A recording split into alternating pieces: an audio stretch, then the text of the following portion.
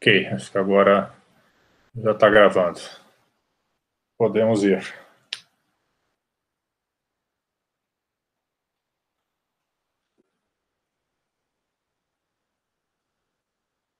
Hello.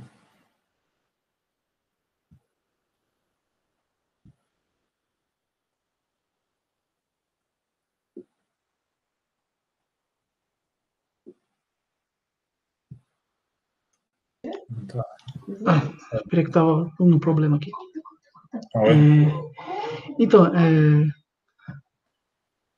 eu fiz os testes aqui com algumas redes do Social Network.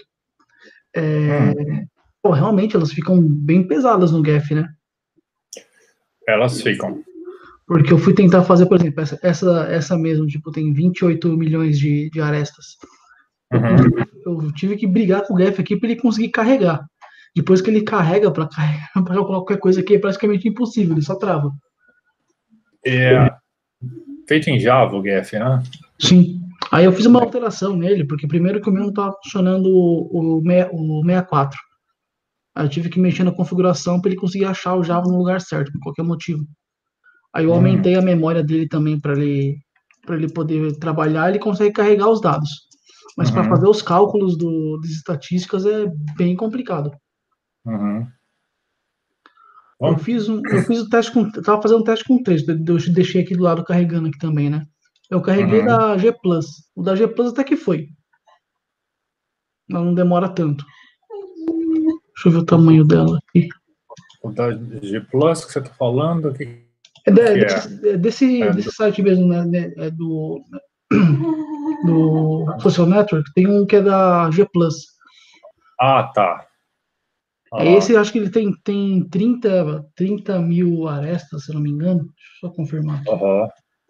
Aí com os dados conseguiu até carregar num tempo tranquilo. Nos outros demora muito tempo. Eu só deixo aqui rodando para ver se ele uma hora resolve. Mas aí, tipo, eu li lá o artigo do Dodds. Para mim não ficou muito claro como é que a gente poderia aplicar ele, né, nessa base de dados. Nossa, esse shopping cara que vai ser bem grandinho. Tá, vamos falar um pouco do projeto em geral. Deixa eu pegar aqui. A gente tem 3 bases de dados principais lá, né? Uma aqui é a BuzzNet, que é o Network Repository, que é a Social Networks em geral. E vamos começar por ela. A parte interessante que a gente pode ver é que quando a gente clica na rede, eles mesmos já dão algumas estatísticas básicas calculadas, né? Eles já fazem o average degree, o minimum degree, max degree. O número de triângulos e tal. A rotatividade, E aí tem, basicamente, aí eles têm aqui, nessa janelinha aqui, o Network Data Preview. Que é um preview de como os dados estão sendo mostrados. Esse formato é um formato MTX, né? Você deve ter visto, que é um formato para descrever matrizes e espaços. Sim. Que não é nada demais, né? É só tá mostrando linha e coluna. Eu mudei a extensão para .edges que ele funcionou certinho. No GEF ele não reclamou de nada. Não reclama de nada, exatamente. O que talvez você já possa ter percebido, isso era um dos objetivos nossos, é que os formatos das redes que estão por aí, eles variam pra caramba, né? Sim. Tem, então, assim, tem até um que tem bem mais informação aqui, eu peguei um. Sim, é a cultura, né? Então, nessa rede no Network Repository, estão todas desse jeito, são todas redes simples, né? Aí, quando a gente vai lá para o Stanford, Large Network, tem esse que é o Snap, deve estar aparecendo aí agora. Sim. Você já deve ter visto que o formato deles é outro. Sim. Tá? E aí, quando você vai lá para o UCI, que é o de Irvine, o formato é outro ainda. Sei lá, clicando aqui na primeira, entendeu? Eles dão onde o formato é. Cadê aqui? É o PAGEC, né? PAGEC Datasets. Que aí sim tem um monte de informação. O PAGEC, ele é um dos concorrentes do YAML e do JSON, basicamente. Que são formatos um pouco mais sucintos que o XML, né? Sim, porque não é muito difícil, né? Não, se você for procurar, eu não botei aqui, mas se você for procurar, você vai achar redes especificadas em um formato especial do XML, tá? Que eles chamam que é o GraphXML. O GraphML, se você achar, vai ser basicamente um XML especializado para grafos, tá? E aí, bom, então vamos voltar aqui para o BuzzNet, e tem realmente lá, tem muitas redes na entrada, tem até uma parte gráfica aqui, que a gente pode ficar brincando com ele um pouquinho, né? Sim. Aumenta, diminui, você deve ter feito tudo isso, vai. Sim, eu peguei alguns aqui, ó, eu peguei até alguns diferentes para tentar carregar na base, tô deixando ele subir no Graph aqui, ver se dá alguma coisa. E aí, o fato é, no Graph, o Graph realmente ele vai ter esse problema com... tem uma até... Eu queria chegar nessa outra coisa aqui embaixo, mas eu também estou com um monte de coisa aberta, e minha máquina não é nova, então ela também demora para mostrar essas coisas, E esses dados, pelo que eu vi aqui, é processado na sua máquina por JavaScript, então é bem pesadinho mesmo. É pesado mesmo, exatamente, e aí não tem muito o que fazer. Aí eles têm esses gráficos aqui, né, que são bem interessantes também. Uhum. A gente mostrou alguns desses gráficos em alguns dos slides, mas não nesse mesmo formato, mas a informação é a mesma, né? A gente pode escolher os números de K-core, triângulos, graus, ele dá a CDF dos graus, bom, você deve ter visto tudo isso. Sim. Então, isso só, por si só, já é bastante interessante, então ele já tem um monte de informação que a gente calcula localmente por eles. Tá? Mas esse você pode, não sei se você chegou a baixar alguma coisa do Snap aqui. Eu baixei duas redes, mas eu não tentei jogar pro Graph ainda. Uhum. Aí a questão começa a ser o seguinte. Então, uma das primeiras ideias era isso, era ver que, olha, que realmente as redes estão aí, mesmo essas redes que já estão limpas, de certa forma, tá? Esses dados já estão limpos, eles estão no repositório, então as pessoas já trabalharam neles. Mas você vê que os formatos das redes, eles variam pra caramba, tá? E o Snap, por exemplo, a gente tem aqui, a gente pode clicar aqui, tem o Snap for C++, for Python, for os datasets. Por exemplo, tem o Snap for Python aqui, vou clicar no main page dele, tá? Eles fornecem junto com o repositório do Snap, eles fornecem um pacote para você importar no Python e mexer com a rede deles. Sim. Tá? Você chegou a ver isso? Eu cheguei, mas eu ia instalar aqui o notebook na minha máquina para testar, só que eu não testei ainda. Tá, então o outro ponto desse projeto nosso era ficar bem claro para vocês que algumas ferramentas elas são bastante adequadas para lidar com esse tipo de estrutura de informações em redes. Sim. Python e R, as duas são basicamente as duas principais linguagens usadas. Certo. Você deve ter visto isso também, que tem muita coisa em R por aí também. Sim, sim. Eu cheguei a mexer um pouco com R. Eu acho que o grande problema do R, em geral, é que ele tem muita biblioteca, né? Então você tem que, geralmente tem que fazer um estudo para saber o que você pode, o que você deveria usar em certa situação. Mas eu vi coisa análise para R. A minha esposa faz biologia. Então tem bastante coisa também que a biblioteca de biologia para a área é imensa. É imensa. O R é engraçado, porque nasceu com uma implementação livre do S, né? Do S. Sim. Que era um pacote estatístico, sobre isso. E aí, no fundo, o R nunca foi realmente uma linguagem projetada. O Python foi. O R foi uma coisa que foi crescendo, então é muito fácil fazer algumas coisas, mas se você for ver como linguagem, o R é meio sujo. Ele é mais uma ideia do que uma linguagem, na verdade. Exatamente. Ele é mais uma ideia, então, para algumas coisas, mas para algumas coisas ele é muito bom, tá? Eu, assim, full disclosure, eu sei pouco R, tá? Eu nunca fiz muita coisa em R, mas as coisas que eu fiz, eu ia lá, lia e fazia. Então, eu sei mais Python do que R. Python, sim, é uma linguagem, tá? Mas onde eu queria chegar aqui, com vocês também nesse projeto, tá? Eu vou mexendo nas janelinhas aqui. próxima é o repositório da UCI, né? Também está em outro formato aqui do PageJack. Bom, chegamos no tal do NetworkX.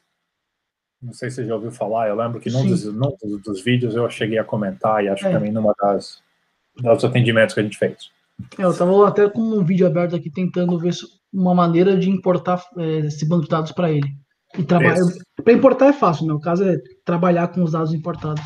Isso. O NetworkX é a biblioteca uma das bibliotecas para redes do Python, tá? Não é a única, mas ela é grande e funciona bem, tá? E aí eu já até basicamente deixei aberto aqui na parte da esquerda. Eu não sei se o mouse está aparecendo no vídeo para você. Ops, espera aí, eu me perdi aqui. Eu botei aqui, por exemplo, estou fechando e abrindo, convertendo para e outros formatos. Aparece sim. Não, aparece destacado sim. Tá? E aí você pode ver, por exemplo, aqui, a gente pode pegar a para, né, de outros formatos, a gente pode pegar do Pandas para o NetworkX, do SciPy para o NetworkX, NumPy. E o SciPy aqui é particularmente interessante, inclusive já está até aberto aqui, por quê? Porque aquele formato MTX que a gente tem aqui nessas redes do BuzzNet, ele é um formato que o SciPy lê. Tá? Se fizer um import SciPy, tem uma função lá, mmread, tá? Que ele lê essa rede aqui que está no Network Preview aqui, no Network Data Preview aqui. Tá? Então você pode, e aí também é outra história, às vezes a gente usa uma coleção ou a gente faz o nosso, mas não tem por que fazer o nosso nesse caso, tá? Ou a gente pode, por exemplo, ler aquela matriz MTX no SciPy, e aí do SciPy converter para esse NetworkX aqui. Tá? Por que converter para o NetworkX? Eu vou chegar nisso daqui a pouco. E aí eu botei aqui ainda do lado esquerdo, ainda também está aberto, Reading and Writing Graphs. Tá vendo aqui? Eu estou clicando? Sim. Tá. Aqui você pode ver que tem vários outros formatos, como o PageJack, o YAML, JSON, o GraphML. Então, assim, o NetworkX, no fundo, ele já traz funções para ler e gravar grafos em todos esses formatos aqui. Justo. Então, por exemplo, se você precisa usar um PageJack, eu recomendo clicar aqui e usar a função que já está pronta. Ok. Tá? Se achar um GraphML, eu acho que a gente não tem nenhum GraphML. Esse é o XML para grafos, tá? O Leda é uma biblioteca particular de uma empresa alemã, que a gente não usa. Mas, assim, só botei aqui para se precisar, tá? O fato aqui interessante, onde eu vou chegar, é o seguinte. Então, o que o NetworkX faz? O NetworkX faz um monte de coisas interessantes também. Você deve ter visto. Vou só clicar lá na introdução para ver o capítulo. Não sei se dá para ver aqui os URLs, mas a gente está gravando, então vai dar para ver tudo depois. E aí o NetworkX, ele já traz também para a gente já tudo implementado. Tem uma coleção de algoritmos aqui. Calcular as estatísticas.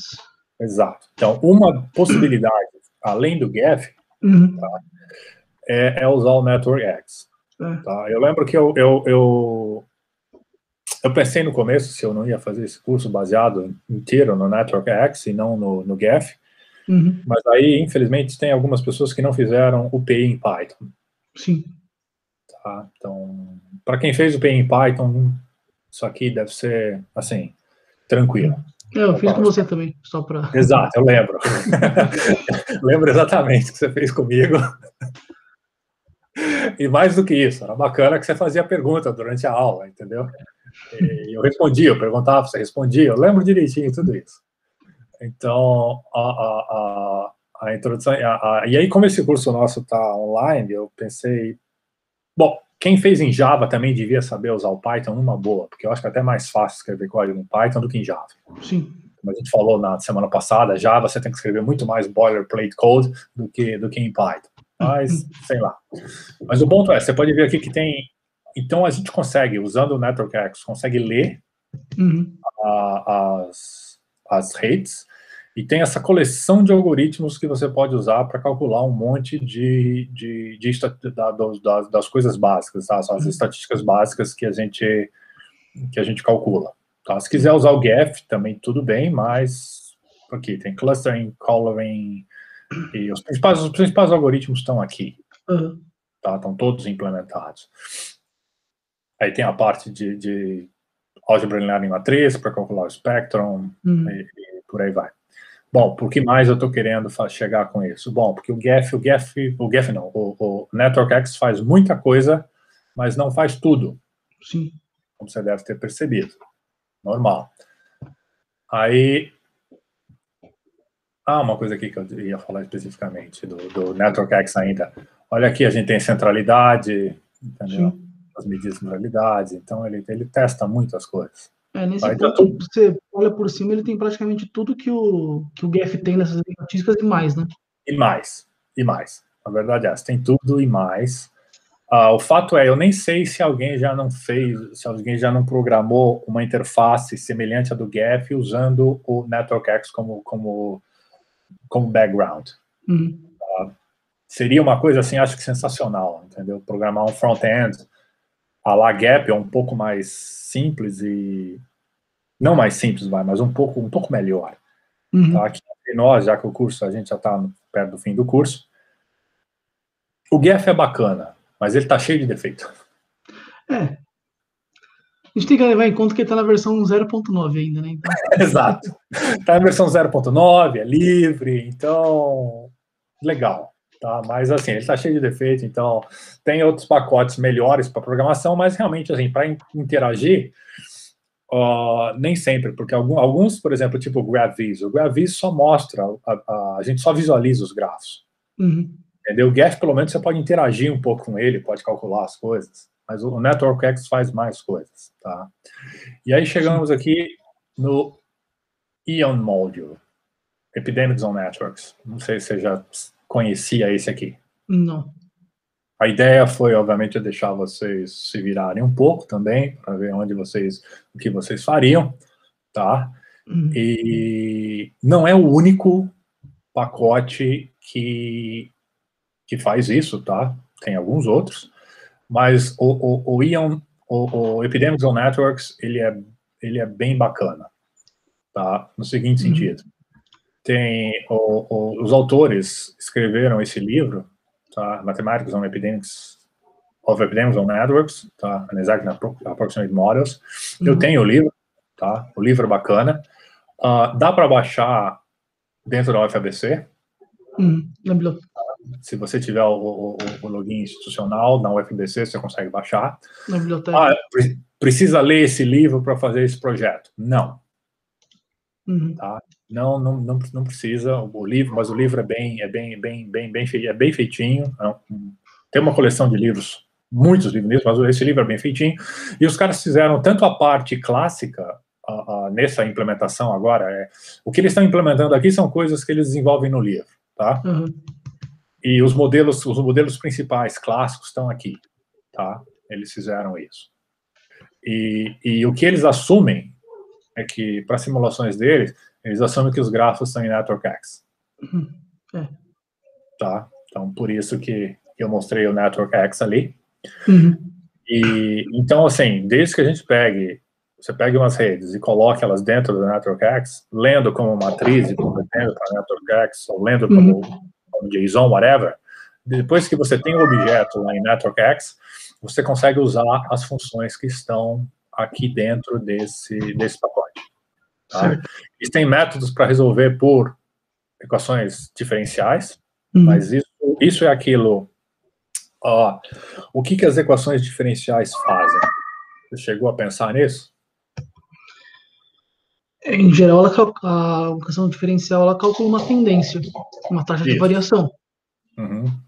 É a parte clássica da modelagem epidemiológica, tá? Tanto para epidemia quanto para endemia. Só que elas pressupunham uma coisa, elas pressupunham um contato homogêneo. E o que representaria um contato homogêneo em redes? Uma rede conexa? Ou um clique? Um clique, exatamente. Mais do que isso. Os modelos de ODE clássicos, aqueles que a gente vê em livro, por exemplo, que está no livro, os que estão lá no livro do Barabasi, por exemplo, tá? A gente pode até descrever alguns poucos deles, Eles foram feitos naquela história assim, não, que todo mundo podia estar em contato com todo mundo, então é como se a rede fosse um clique. Certo. Claro, assim, foi extremamente útil na época, e é extremamente útil como um primeiro modelo, como uma aproximação bem crua, né? Sim.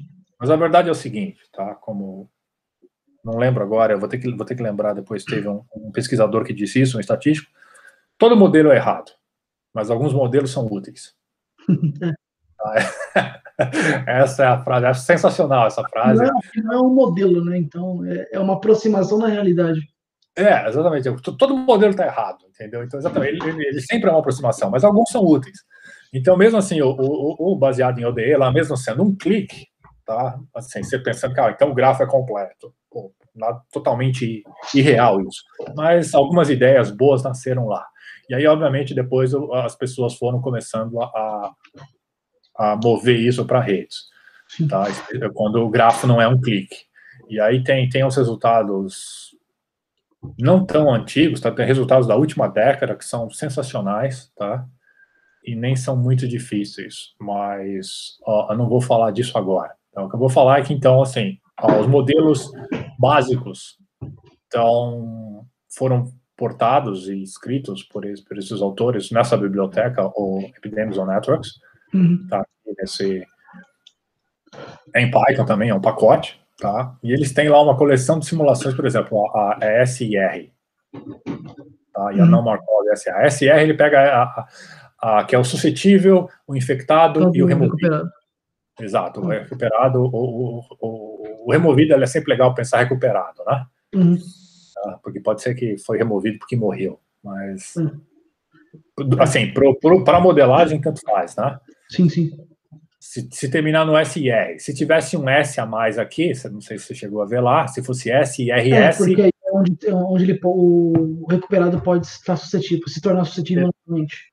Exatamente. Aí faria sentido, porque se você não tem chance de você recuperar, você nunca mais fica suscetível, aí não é um ciclo, né? É só um caminho. Exato. Tá? Então, assim, aí realmente, se a gente tivesse um S a mais aqui, aí teria que fazer a distinção entre quem morreu e quem está recuperado realmente. Sim. Tá? Então, então eles têm aqui, por exemplo, aí tem o SIS, que é o CIS, né, que é o suscetível, infectado e suscetível. Tipo, o cara fica indo e voltando, indo e voltando. Isso aqui o CIS é gripe, né? A gripe. O CIS é a gripe, tá? Não tem o que fazer. O SR, por exemplo, é o sarampo, né? A cachumba.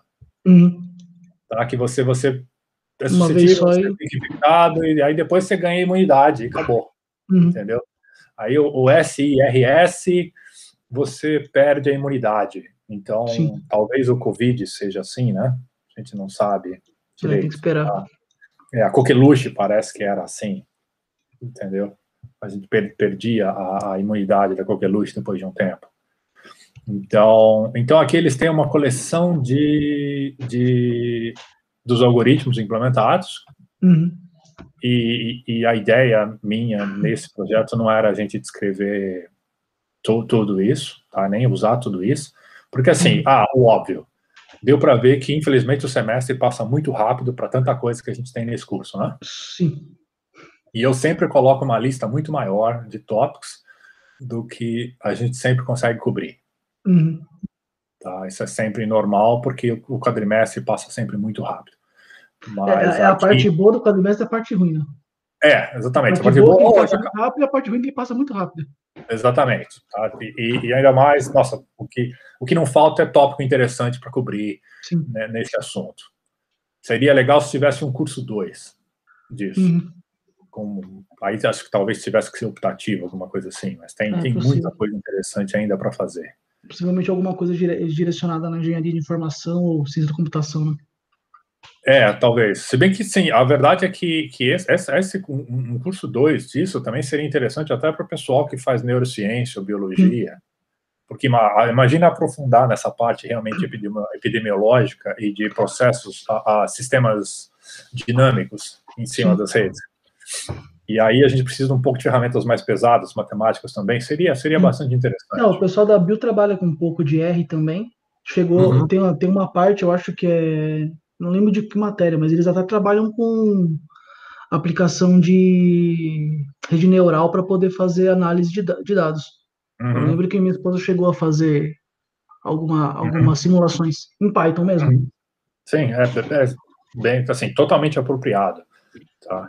E bastante interessante. Tá? Aliás, até explicar como o básico de como uma rede neural funciona nem é difícil, só que não, assim, eu sempre imagino que vou botar um dia, mas nunca cabe no curso. Eu lembro, tinha o final de PI, né? Não, assim, aí você vai ver o quadrimestre passa. Por exemplo, com o que a gente fez em IPI já dava, entendeu? Sim. Eu tenho um projeto que eu tento fazer aqui, eu nunca consegui terminar, mas eu tenho um modelo já de manual só para fins acadêmicos. Já daria para com que a gente, o base, assim, claro, bem simples, aquela rede bem tosquinha, mas que funciona, entendeu? Mas então, voltando aqui um pouco, então eles têm aqui a coleção de métodos, e a gente consegue ver aqui, por exemplo, o FAST, aqui os FAST SR, né? FAST SS, que são os rápidos. Aí ele tem aqui o Gillespie, que é o clássico, só demora um pouquinho mais, mas tem o caso discreto. E aí eles têm algumas outras possibilidades aqui, por exemplo, como percolação. Percolação é uma coisa que é muito útil para a gente. Percolação é simplesmente você tem uma rede dada, tá? Ou seja, o grafo não é aleatório mais. Supõe que o grafo é dado. E aí você vai remover arestas ou vértices. Vamos focar na aresta. Você vai remover aleatoriamente, tá? E aí você estuda o impacto de como é que isso impacta a resiliência da rede. Certo. Por outro lado, é basicamente como você impacta se você vacina. Pode ser por vértice, vai. Imagina que você removeu um vértice porque você vacinou o vértice. Como é que você impacta a rede inteira nessa como é que infecção. O spreading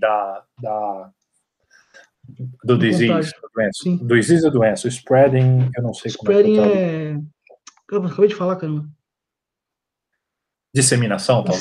Disseminação. Disseminação. É o espalhamento dispersão, mesmo, né? dispersão, talvez. Dispersão, Dispersão é dispersion, mas funciona com spreading também. Ele está se espalhando, tá? Spreading vai espalhando. Então, você pode usar a percolação, tá? E tem lá a taxa da percolação e pau. E aí você dá a taxa de percolação e o que acontece? Aí a rede muda um pouco mais. E aí aqui tem outras funções que até dá para fazer, dá para plotar o gráfico e dá até para fazer videozinho. Tá? Então, aqui, obviamente, eles não têm todos os modelos. Tá? Sim. Mas aí você vai ver que os modelos são... é uma pergunta que eu tenho que fazer agora que é útil. Você pensou em, por exemplo, pega um modelo simples, por exemplo, aqui como se fosse o SR. Você pensou como se implementaria um negócio desses em Python? Então, eu pensei manualmente, como a gente tinha feito, acho que na lista 2, né? Que a gente tinha aqueles pontos. Porque mesmo fala no arquivo do Dodds que o método de trabalho é método sem memória, né? Então, o que importa é sempre o estado atual. Então, para ter um spreading com estado atual simples, você precisa fazer ele em função de tempo. Então, ele tem que ficar rodando o tempo, né? Dando o tick do loop, para continuar tentando fazer o spreading dele e alterando o status atual. Então, seria mais ou menos pensar tipo talvez uma busca em profundidade, talvez, para percorrer o gráfico inteiro e checando os status. Pode ser. Talvez seria um pouco mais complexo para poder checar o status de quem está à volta, né? Seria um pouquinho mais lento, mas eu acho que talvez funcionaria. Nesse caso, por exemplo, já que a gente está iterando o tempo, né? Uma série temporal. Então você tem um for. Sim. Imagina que você tem um horizonte finito. E aí realmente você vai alterando para alterar cada passo do grafo. Realmente você pode fazer com busca em profundidade ou busca em largura, dependendo do que você quer. E aí você faz aquela pequena modificação para ver se são os caras que estão do meu lado, se tem uma probabilidade envolvida ou não, tá? E é isso mesmo. Tá? O código é bem por aí, fica bem simples, na verdade. Principalmente se usar a base que a gente forneceu nos slides do curso lá, das implementações, busca em profundidade e busca em largura, que já estão feitas lá. Então é isso mesmo. Mas tem ainda esse pacotinho aqui do Epidemics on Networks, que ele é bem bacaninha. E, na verdade, eu estava pensando que vocês iam acabar usando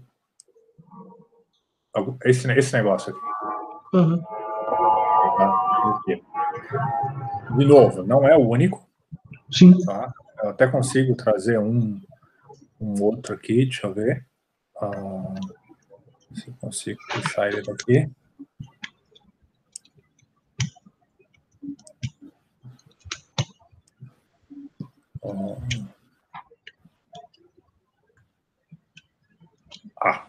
Deve ter aparecido um SRS Epidemics aqui.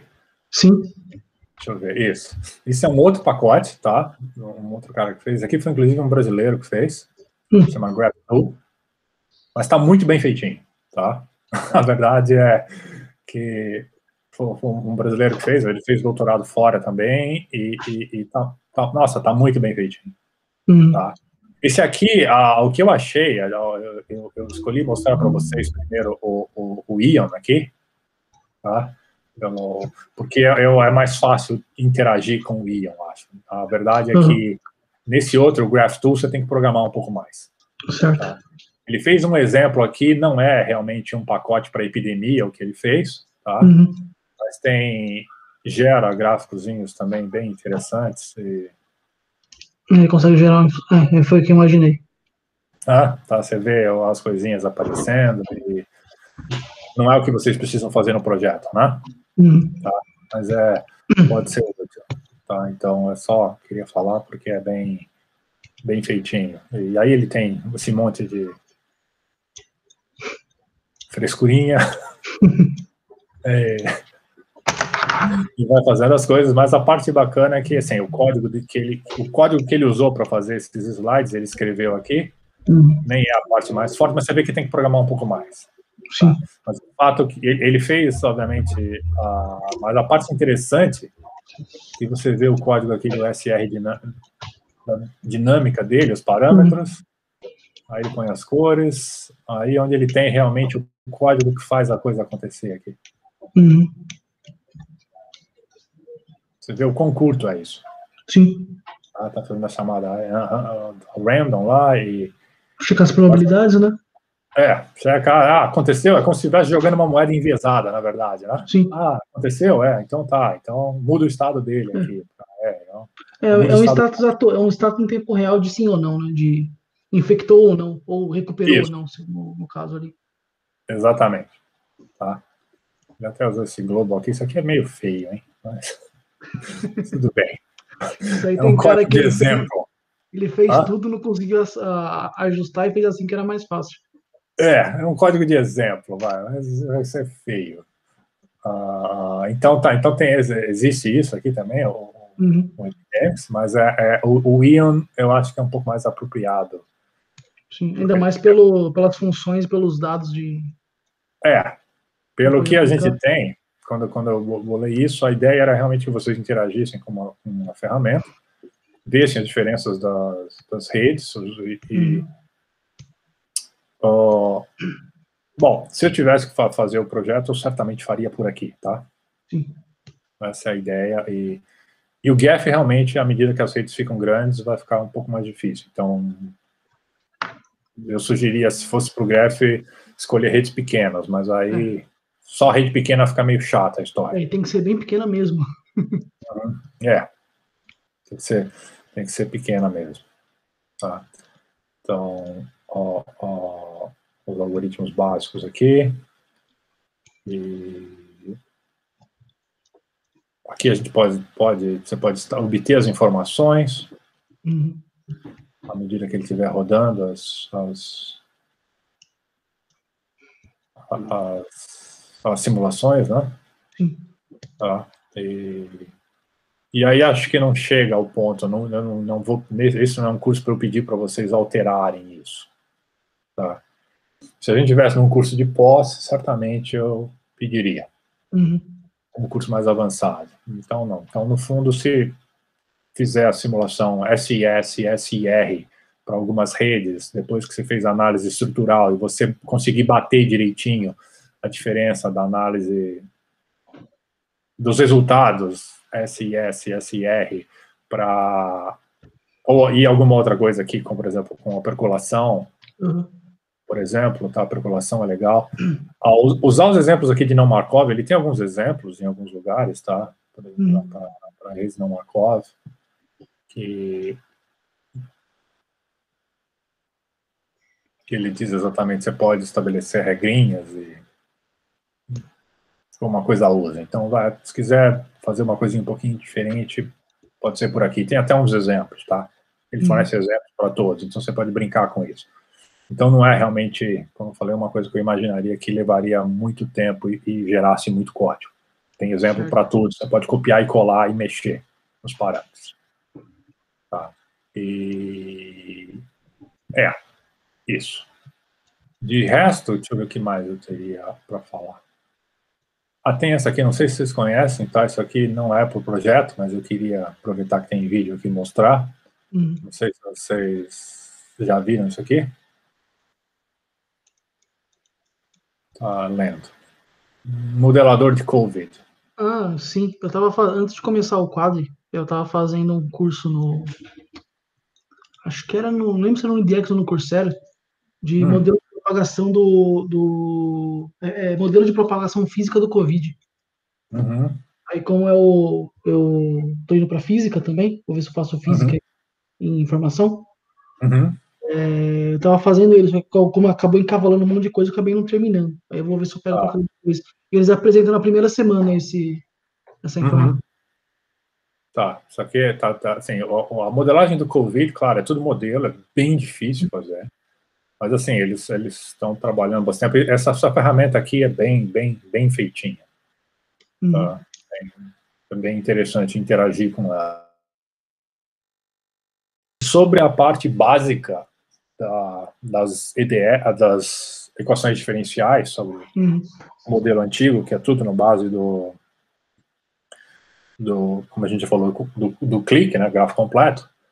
Aí certamente isso está explicado no livro do Barabasi, está explicado também no livro do Newman, tá? Mas acho que o mais fácil, o mais simples e mais fácil que eu conheço para vocês darem uma olhada se quiserem, tá? São essas duas colunas que eu achei faz um tempo na Nature Methods, elas foram publicadas no ano passado. Eles explicam aqui exatamente o que é o modelo SIR, o modelo SI, e mostram lá exatamente o impacto do R0, onde está o threshold, por aí vai, até como resolver. Bom, eles não resolvem exatamente as equações diferenciais, mas essas são...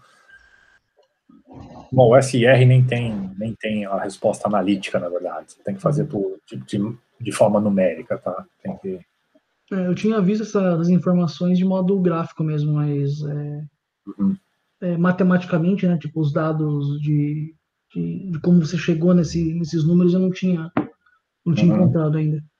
Tá, então aqui eles põem alguns exemplos. Essa é bem simplesinha sobre o começo, e depois tem uma segunda que eles põem lá o E, que é o exposed, e ainda não infecta, né? E volta com SR. Então, essa aqui é um pouco mais próxima a SE-IRS é um pouco mais próxima do COVID. Sim. Tá? Mas ainda não é exatamente. Você pode ver que tem lá latência, recovery. Eles fizeram os gráficozinhos, então assim, é um texto curto e simples de olhar. Tá? Sim. O capítulo do Barabasi é grande. E às vezes o Barabasi escreve demais. Sei lá. Às vezes fica um pouco complicado de entender o que ele está falando. Às vezes ele fala muito e uma coisa mais simples. Eu não sei se chegou a ver o livro do Newman, eu gosto mais do Newman. O Newman é mais matemático que o Barabasi. Mas não é assim totalmente matemático também. Mas o capítulo do Newman de epidemia é gigantesco. Então, não sei se você tem o livro ou não, mas é gigantesco. Então, esse aqui, para quem quiser olhar, ver o Sears é interessante. Interessante. Tá, isso aqui é outra coisa. Esse aqui é o GraphTool que trouxe. E aqui é o NetworkX. Tá, então, e aqui está o Ion. Tá, então, voltamos à ideia. Então, falei um pouco mais do projeto. Você tinha dúvidas? Quais eram as dúvidas suas? Não, acho que agora com essa ideia do NetworkX muda um pouco, porque o que acontece? O primeiro era a dificuldade de trabalhar com Geth. Uhum. E eu estava até procurando, enquanto ele carregava lá, eu tinha procurado algumas alternativas, e o NetworkX foi exatamente o que tinha me aparecido mais apropriado, talvez. Eu não tinha visto esse módulo do Epidemics on Networks. Uhum. Mas eu estava vendo já o NetworkX para poder ver se conseguia importar uma das redes aqui, se ele trabalhava um pouco melhor que o Geth. Agora, tipo, que está recomendado também é o que eu vou tentar usar mesmo. Sim, eu acho que é a forma mais fácil. Outra subjacente, outra medida subjacente desse projeto é que mais cedo ou mais tarde você tem que meter a mão em código. Ah, sim. Não tem jeito. Mesmo que você tenha uma ferramenta que te ajude um pouco, não sei o quê, mais cedo ou mais tarde, com essas coisas grandes, tá? Isso aqui basicamente ciência de dados, é uma parte disso aqui. Isso aqui é uma parte de ciência de dados, digamos assim, né? Sim. Vice-versa. Então, mais cedo ou mais tarde, você tem que meter a mão nisso, e Python ou R são as formas mais fáceis de mexer. Eu prefiro Python porque é o que eu sei mais. Eu acho um pouco mais intuitivo. O R, na verdade, o R, para quem conhece programação, eu acho mais complicado. Porque a lógica dele é meio estranha. Ele usa uns modos meio estranhos. Deixa eu te falar um detalhe aqui de ideia de projeto. O R, ele faz mais sentido para estatístico. Sim, foi o que eu te pergunto. Não que eu saiba como é que é, mas dá a impressão que ele é aquele pseudocódigo matemático, né? Que você faz muito associação. O R trabalha muito com aquilo. Ele parece muito estar escrevendo matemática nele, não código. Exatamente. É bacana, assim, o R não chega a ser, por exemplo, o que era uma linguagem de programação antiga chamada APL, tá? Não sei se você já ouviu falar. Eu talvez tenha falado em PI. APL é uma linguagem que foi desenvolvida pelo Kenneth Iverson. Tá? Ele desenvolveu a APL para dar uma aula sobre o método simplex, para otimização. Sim. Tá? E APL é uma linguagem extremamente sucinta, extremamente críptica, e é uma linguagem totalmente matemática. Foi tida como, assim, por algumas pessoas adoraram, entendeu? Outras abominaram aquilo como se tivesse sido a pior linguagem de programação inventada. Mas o fato é que a APL era totalmente natural se você pensasse que estivesse escrevendo um teorema. No fundo, o R é mais ou menos assim também, só que não para teorema, mas como os estatísticos fazem as coisas. Como eles escrevem as fórmulas deles e como eles interagem com tabelas. Então, realmente não é bem para programar. Você está certo. O Python não pode ser uma linguagem de programação. Mas acho que as duas servem para essas coisas. Tá, mas então continua o que você estava falando. Então, eu já ia tentar fazer alguma coisa no NetworkX, mas aí como tinha aula, eu já resolvi perguntar aqui se tinha alguma alternativa e até perguntar se recomendaria alguma biblioteca em Python para poder usar. Isso daí também já meio que já responde a dúvida. A outra também realmente era como implementar o método do Sears, né, o que seja. Mas aí com essa biblioteca também dá para dar uma ideia, dá para fazer os testes e ver qual que é o resultado, né? Sim. Então, Tá, você consegue fazer assim? Acho que por cima, com isso, acho que dá para pelo menos iniciar e fazer os primeiros testes da parte 1 e da parte 2, porque dá para gerar os dados e analisar o tipo da rede, que seria a primeira parte do projeto usando o NetworkX, e a segunda parte aplicando talvez o Epidemic Networks nele, para ver qual que seria as alterações. Eu acredito que ele já abre direto.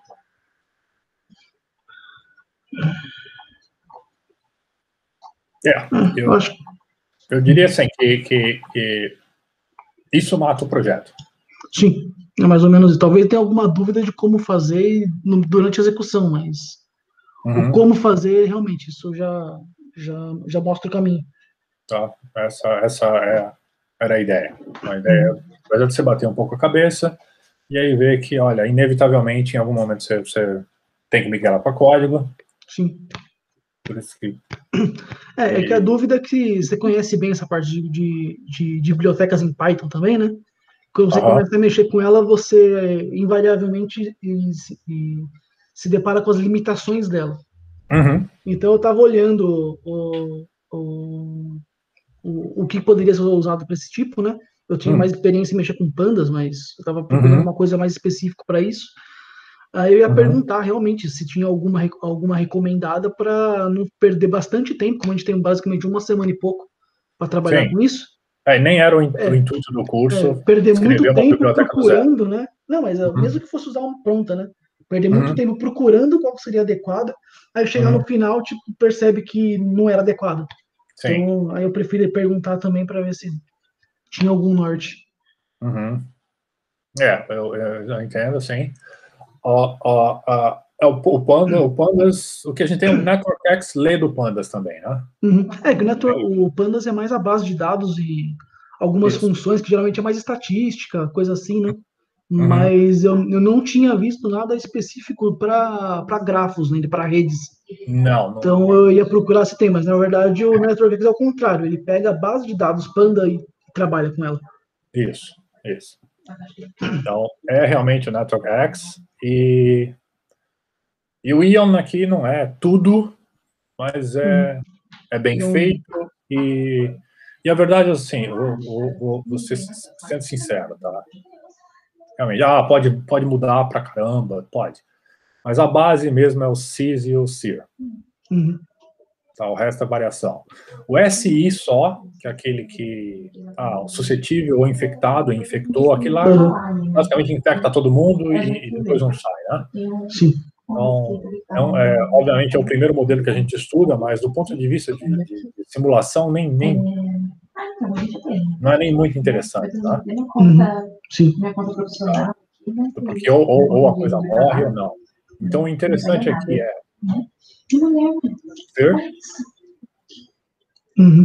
usar o SYS, usar uma pequena variação aqui, como não marcoviana SIR e não marcoviana SYS, porque você estabelece umas regrinhas um pouquinho diferentes. Tá? Eles têm o exemplo aí. Essa parte aqui das populações. Sim. Inclusive, ele, quando ele faz a análise aqui embaixo, você pode até, baseado na população, você pode estimar as probabilidades do tamanho. Mas isso aqui é interessante para você bater com assim, quantos nossos foram infectados. Isso pode ser interessante para você confrontar depois com as questões estruturais que você tirou da parte 1. Sim. E eu acho que é isso. Tá? Isso já está muito bom para esse projeto. Sim.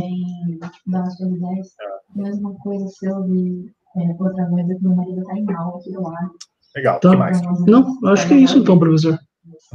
Vou pegar as redes para jogar aqui no... uma última coisa. Tem alguma diferença? Dá para usar via notebook ou tem que ser em código executado em bloco mesmo ou tanto faz? Eu acho que tanto faz. Vou tentar fazer um notebook que é mais fácil para aplicar em tempo real, senão eu mando pro código mesmo aqui no code. Isso. Também. Eu acho que tanto faz, mas eu não tentei em notebook, então eu não sei, é verdade. É que para fazer alterações e ficar fazendo variações, o notebook é bem mais ágil. Sim, verdade. Bem, acho que é isso então, professor. Ok, então, se é isso, acho que estamos só nós dois aqui, né? Sim. Não veio mais ninguém hoje. Então tá. Então você disse que vai para física, é isso? Sim, eu vou para física e vou alinhar também com engenharia da informação. Para trabalhar, eu queria trabalhar com alguma coisa entre simulação e talvez algum tipo de análise de dados para astronomia ou coisa do tipo. Estou procurando os modelos. Aí, como eu já sou da parte de TI, né? Uhum. Eu queria tentar alinhar os dois. Certo, entendi. Então, talvez a parte de simulação, a parte de análise de análise de dados. Então, eu acho que encaixa bem os dois. E a parte de redes também está bem envolvida nisso, né? Uhum, sim. Bacana. Beleza. Bom, eu não sou da física, né? Mas nada contra os físicos, mas eu tenho meus interesses primários são, de fato, otimização, combinatória e, bom, agora é um grande rótulo, computação quântica. Né? Sim. Então, também eu mexo na parte, tenho interesse na parte tanto de complexidade, quanto na parte de algoritmos de otimização para arquiteturas quânticas. E a arquitetura quântica ainda é uma coisa bem aberta, né? Porque não tem na verdade tem vários modelos, né? Tem, mas o que a gente tem agora acessível é o NIST, né? Sim. O adiabático é diferente, estão usando lá. Apesar do ponto de vista de complexidade, a gente só sabe, de computabilidade, a gente sabe que tudo que dá para fazer em um, dá para fazer no outro. A complexidade também foi estruturada, mas o que a D-Wave fez, ela não fez um computador adiabático pessoal, tá? Então ela tem um computador adiabático específico, então a gente nem sabe se ele é totalmente quântico, mas o da Google e o da IBM são são quânticos, e a Microsoft está tentando uma outra arquitetura, que é baseada em topologia, porque se realmente se conseguir fazer um topológico, então a correção de erros sai naturalmente. Não se sabia se os Xenions existiam, mas agora já se sabe que eles existem. Então, isso é interessante. Mas é uma área que ainda tem muito por fazer. E se lá na frente você tiver interesse, sei lá, lembra que eu tenho interesse nisso também. Pode deixar. O quântico da Google e da IBM, eles são um pouco modulares, né? Tipo, tava difícil programar para eles, né? Tipo, você tinha que montar muita coisa para fazer um código simples ainda. Ou mudou já? Não, ainda tá assim. Porque é difícil, é muito complexo, por exemplo, você fazer um código para ele, você tem que estruturar ele inteiro para ele resolver um problema, né? Então Eu acabei assistindo a aula. O primeiro, assim, o uso que a gente vai ter para o computador quântico é diferente do clássico, né? Sim. Realmente, então a gente vai usar ele realmente para fazer uma consulta, como se fosse um oráculo. Sim. Roda esse problema difícil lá no quântico. Ele não me traz a resposta, porque se rodar no clássico vai demorar demais. Isso, essa é a ideia. Sim. Então, mas assim, a gente não vai abandonar o mundo clássico, até porque certas coisas, assim, não fazem sentido fazer no quântico, dada a decoerência e coisas do gênero. Mas realmente a forma de programação é bem diferente. Sim. Então, e ainda não, a gente não está programando mais como circuito, mas ainda é quase lá. Tá? A gente ainda não tem realmente linguagens de alto nível como a gente tem no mundo clássico. Sim. Então, mas as ideias algorítmicas estão surgindo e elas também são interessantes. Então, tá, mais alguma pergunta por hoje? Não, acho que é isso, não, professor. Obrigado então, mesmo, hein? Então fazemos assim, então ficamos aqui por hoje, e aí se a gente precisar conversar na quinta, você me manda uma mensagem. Tá, se qualquer coisa eu te mando um e-mail, então. Tá bom, beleza. Obrigado, professor. Boa noite, hein? Um abraço e bom trabalho aí. Valeu, tchau, tchau.